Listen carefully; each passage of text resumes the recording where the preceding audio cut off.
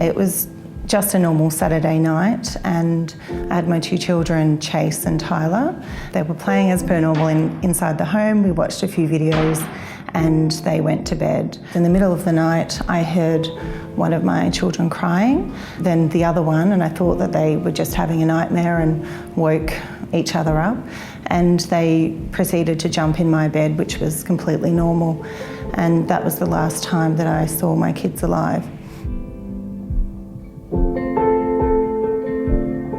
Didn't wake up until about 6 o'clock Sunday evening. I was incredibly unwell from carbon monoxide poisoning, so I was put into an induced coma and flown to St Vincent's in Melbourne.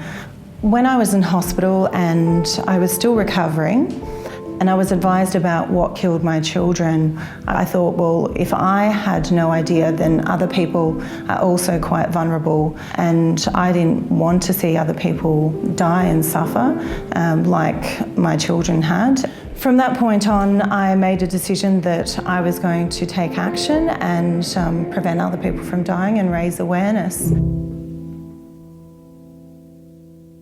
People think about carbon monoxide and they think about gas. They don't understand what carbon monoxide is.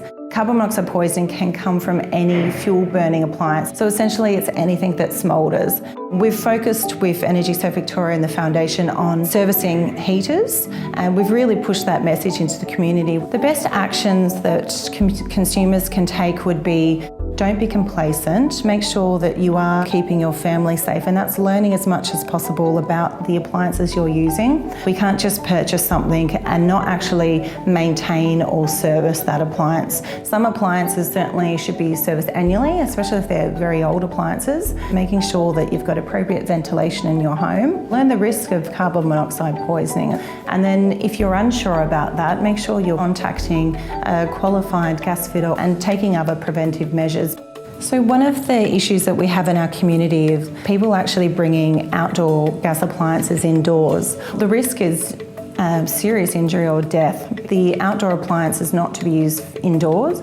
There's not appropriate ventilation. There's no flue to disperse outdoors. So what you're creating is carbon monoxide and other deadly chemicals inside your home. We've created a lot of education in the Victorian community. It's a very big job, but it's certainly worth it. When you hear back from community members saying that I had no idea of the risk, or we were getting really sick and had no idea what from until we heard your campaign or heard your story, and we took action, and now my children are alive because of you.